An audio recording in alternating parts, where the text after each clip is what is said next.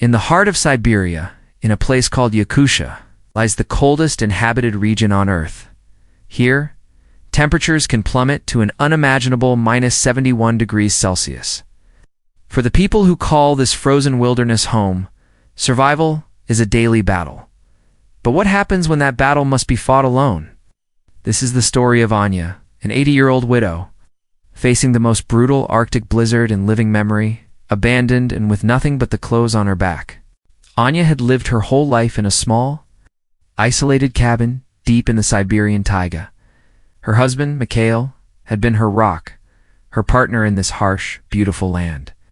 Together, they had weathered countless storms, their bond as strong as the ancient large trees surrounding their home. But a year ago, Mikhail passed away, leaving Anya in a world that suddenly felt colder and emptier than ever before. Her children, long since moved to the distant city, promised to return for her before the deep winter set in. But the days grew shorter, the air sharper, and still she waited. One morning, the sky turned a menacing milky white. An eerie silence fell over the forest, a silence Anya knew all too well. It was the calm before the storm, a deadly blizzard the locals called the Baran, the White Death. She had seen these storms before, but never alone.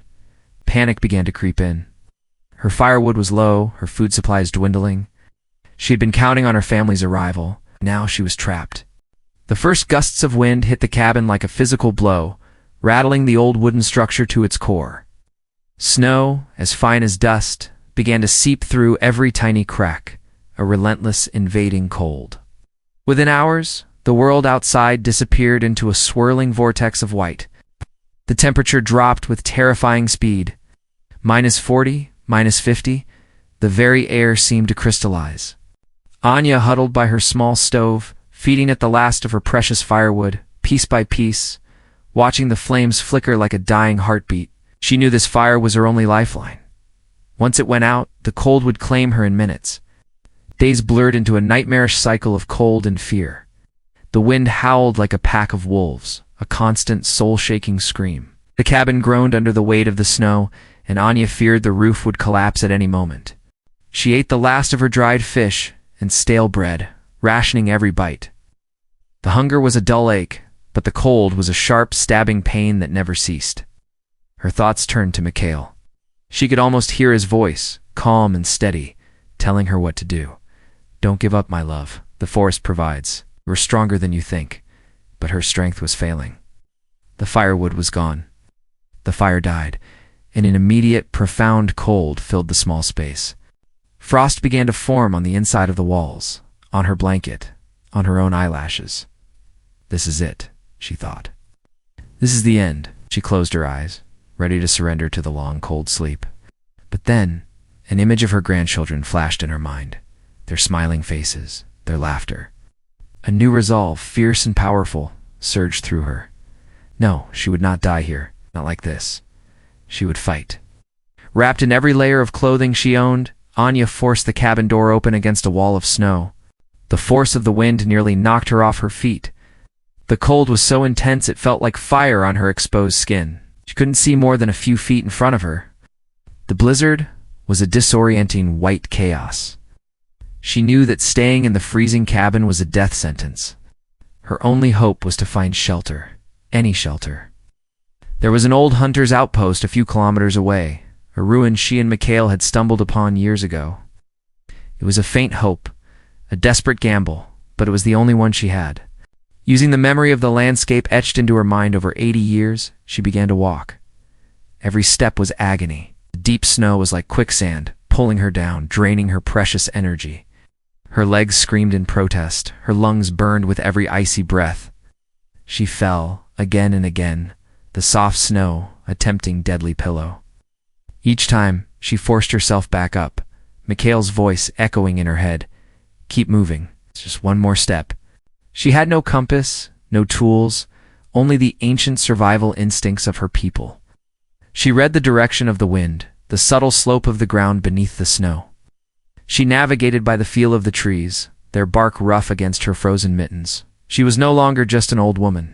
She was a part of the taiga itself, a creature of the forest fighting for its life. Hours passed, or maybe it was days. Time had lost all meaning. She was delirious, her body shutting down. Hallucinations began to dance at the edge of her vision. She saw Mikhail holding out his hand to her. She saw her children calling her name. She was so close to giving in, to joining them. But then, through the swirling snow, she saw it, a dark shape, a collapsed roofline, almost completely buried. The hunter's outpost. With the last of her strength, she clawed her way through the snowdrift, blocking the entrance. Inside, it was dark and smelled of damp earth and decay, but it was a refuge from the relentless wind. It was a tomb, but it was her tomb, and it would keep her alive. Shivering uncontrollably, she collapsed onto the frozen floor.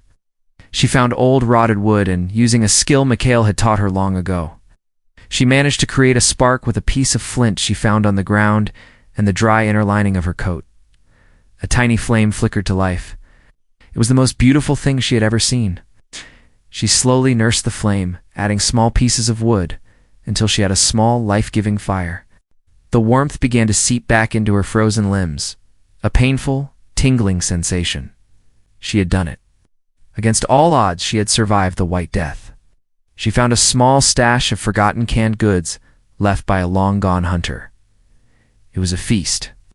As she ate, tears streamed down her weathered cheeks, tears of relief, of grief, of a profound and unbreakable will to live. The blizzard raged for 2 more days. Anya stayed in her makeshift shelter, tending her fire, husbanding her resources, waiting. When the wind finally died and the sun broke through, casting a blinding glare on the new, pristine world, she emerged. The landscape was transformed, serene and beautiful in its deadly power. She had faced the very worst the Arctic could throw at her, and had won. Her journey back was slow, but her spirit was renewed. When she finally saw the smoke rising from her own chimney, she thought she was dreaming. A snowmobile was parked outside. Her son stood in the doorway, his face a mask of worry and disbelief. He had arrived just after the storm broke, finding the cabin empty and fearing the worst. The reunion was one of words unspoken, of hugs that conveyed a lifetime of love and regret. Anya's story is not just a tale of survival against the elements. It is a testament to the incredible resilience of the human spirit.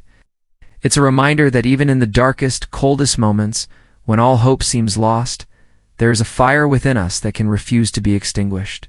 It's a story of love, memory, and the unbreakable bond between a person and their land.